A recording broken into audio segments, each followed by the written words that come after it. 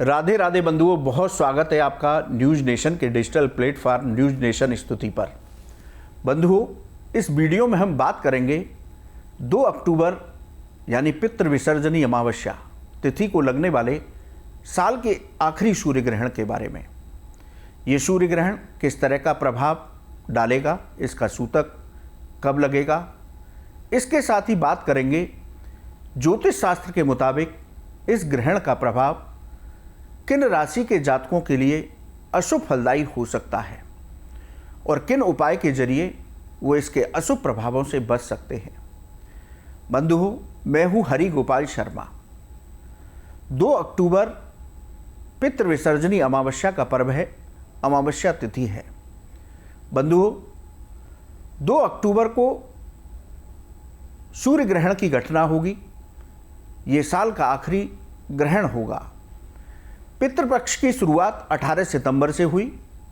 प्रतिपदा तिथि को साल का आखिरी चंद्र ग्रहण लगा और पितृ विसर्जनी अमावस्या यानी कि पितृपक्ष का जो समापन है उस दिन भी सूर्य ग्रहण लग रहा है। ये साल का आखिरी सूर्य ग्रहण है।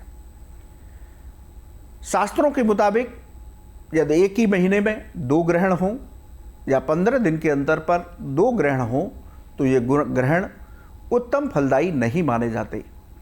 इन ग्रहण का प्रभाव देश काल परिस्थिति सभी पर पड़ता है।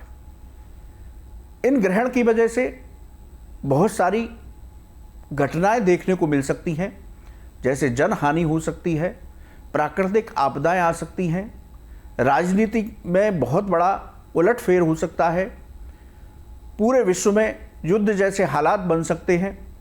इस तरह की घटनाएं देखने को मिल सकती हैं। बंधुओं, यदि हम वैज्ञानिक दृष्टि से कहें तो सूर्य ग्रहण कब होता है? जब सूर्य और पृथ्वी के बीच चंद्रमा आ जाता है। चंद्रमा की वजह से पृथ्वी पर सूर्य की रोशनी नहीं आ पाती।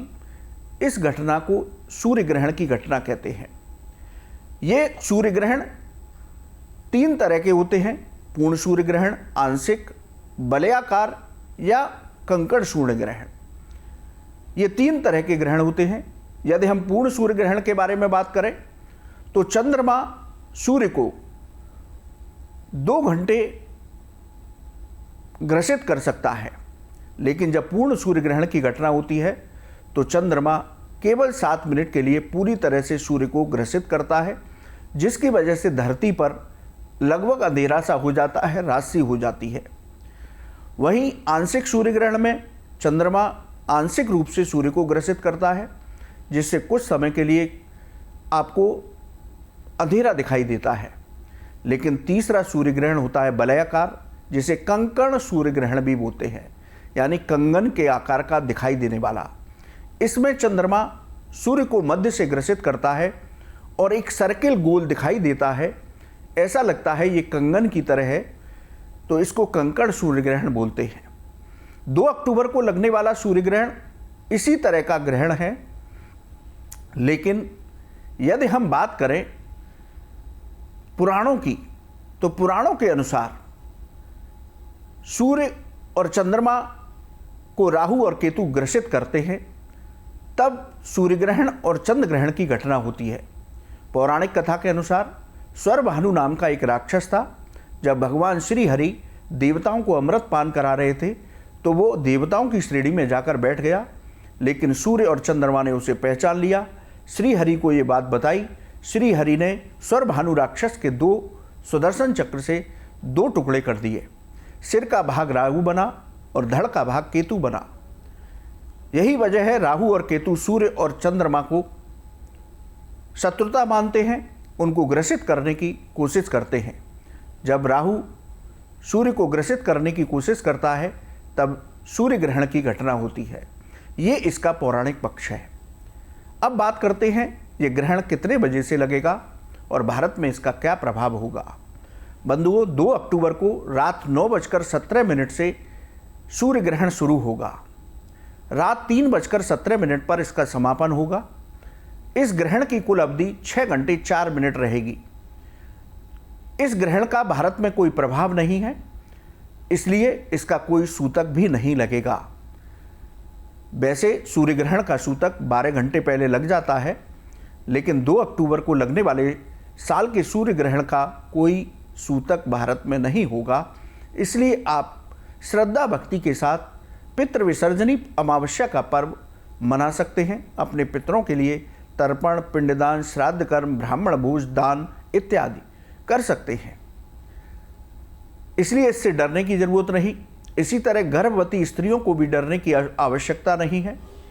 यदि कोई मन में संशय है तो आप ग्रहण के समय बैठ करके ओम नमो भगवते वासुदेवाय मंत्र का जप करते रहिए, तो आपका गर्भस्थ शिशु और आप स्वस्थ रहेंगे। अब बात करते हैं ज्योतिष के नजरिए से।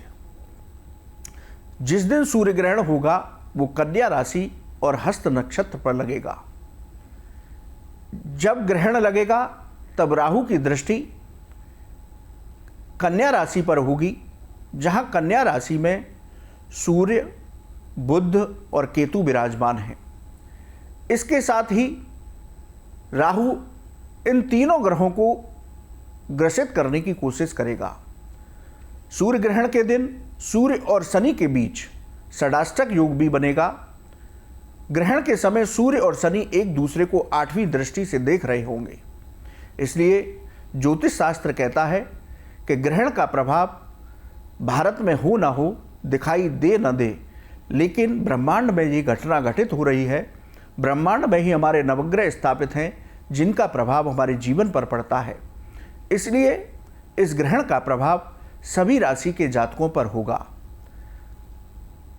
यह ग्रहण का प्रभाव ज्योतिष शास्त्र के मुताबिक लगभग 1 महीने तक रहता है। अब बात करते हैं उन राशियों की जिनको इस ग्रहण के अशुभ परिणाम प्राप्त हो सकते हैं। बंधुओं, ये ग्रहण मेष, मिथुन, कर्क, कन्या और वृश्चिक इन 5 राशि के जातकों के लिए अशुभ परिणाम दे सकता है। कौन कौन सी राशि हैं पुनः बता रहा हूं। मेष, मिथुन, कर्क, कन्या और वृश्चिक। मंगल देव की राशि है मेष राशि, बुध देव की राशि है मिथुन राशि, चंद्र देव की राशि है कर्क राशि, कन्या राशि बुध देव की राशि है और वृश्चिक राशि के स्वामी मंगल देव हैं। बंधुओं, ये वो 5 राशि हैं जिनके जातकों को सूर्य ग्रहण के बाद 1 महीने तक बहुत संभल कर रहना होगा। इनको किस तरह के परिणाम प्राप्त हो सकते हैं? देखिए, आप 1 महीने के दौरान अब कोई भी निर्णय जल्दबाजी में ना करें, चाहे वो आपकी नौकरी से संबंधित हो, चाहे वो आपके व्यापार से संबंधित हो या आपके परिवार से संबंधित हो। इसलिए कोई भी निर्णय जल्दबाजी में करने से बचें, बहुत सोच समझ करके निर्णय लें। दूसरा, आप वाहन बहुत सावधानी के साथ चलाएं, इसमें दुर्घटना का भय बना रहता है। तीसरा, आप किसी से भी वाद विवाद की स्थिति से बचकर रहें, वरना कोर्ट कचहरी के चक्कर लगाने पड़ सकते हैं। ग्रहण इस तरह के अशुभ प्रभाव देता है। अब बात करते हैं आपके कार्य क्षेत्र की। यदि आप नौकरी करते हैं तो नौकरी पर अपने अधिकारियों के साथ किसी भी वाद विवाद की स्थिति से बचें। नौकरी में कोई भी परिवर्तन बहुत सोच समझ करके करें। 1 महीने के लिए टाल सकते हैं तो टाल जाए।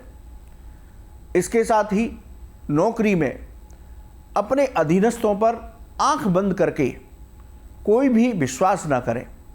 सारे कामों को स्वयं देखें, वरना आपको परेशानी हो सकती है। इसी तरह व्यापार स्थान पर आप पैसे का लेन देन बहुत सोच समझ करके करें। कोई भी 1 महीने तक नया निवेश करने से बचें। कोई नई साझेदारी भी बहुत सोच समझ करके करें, या टाल सकते हैं तो टाल दें। जितने भी आपके टैक्स के कागज हैं उनको आप समय पर भरें, वरना कोर्ट कचहरी का मामला बन सकता है। और विशेष रूप से अपने व्यापार को स्वयं देखने का प्रयास करें, किसी पर भी आंख मूंद करके भरोसा न करें। परिवार में कलह की स्थिति से आपको बचकर के रहना होगा। पैतृक संपत्ति के विवाद से आपको बचकर रहना होगा। अपने जीवन साथी के साथ छोटी छोटी बातों पर वाद विवाद की स्थिति से बचकर रहना होगा। किसी भी तरह की व्यर्थ की चिंताओं को मन पर हावी न होने दें और विशेष रूप से अपने स्वास्थ्य का ध्यान रखना होगा। तो बंधुओं, मेष, मिथुन, कर्क, कन्या और वृश्चिक राशि के लिए ये सूर्य ग्रहण अशुभ परिणाम दे सकता है। तो इन सब बातों को ध्यान में रखते हुए आप अगला 1 महीना बिताएं, लेकिन घबराने की आवश्यकता नहीं है। शास्त्रों में इनके उपाय दिए गए हैं। बंधुओं, 2 अक्टूबर को जब ग्रहण समाप्त हो जाएगा, 3 अक्टूबर को सुबह आप स्नान करने के बाद 1 माला ओम नमो भगवते वासुदेवाय मंत्र की जप करें। 1 माला आप ओम नमः शिवाय मंत्र की जप करें। इसके साथ ही 1 माला महामृत्युंजय मंत्र की जप करें। ये नियम लगभग 1 महीने तक बना करके रखें। कोशिश करें कि ये नियम प्रतिदिन हो जाए। इसके साथ ही ग्रहण की समाप्ति के बाद आप गरीबों को अन्न का दान दें। अनाथालय में दान दे सकते हैं, अंध विद्यालय में दान दे सकते हैं। गाय और गौशाला के स्थान पर जाकर के गाय को हरा चारा दीजिए, वहाँ अन्न दान कीजिए। इसके साथ ही आप अपने यहाँ किसी मंदिर में भगवान शिव का पंचामृत से एक दिन अभिषेक अवश्य करिए। उनको बेलपत्र चढ़ा करके आइए और शिव उपासना कीजिए। तो बंधुओं, इन उपायों को करके आप इस ग्रहण के अशुभ प्रभाव से बच सकते हैं। ये शास्त्रीय उपाय धर्म शास्त्रों में दिए गए हैं, इसलिए घबराएं नहीं, सिर्फ उपाय करें। अब यदि ग्रहण के प्रभावों की बात कर रहे हैं तो ये ग्रहण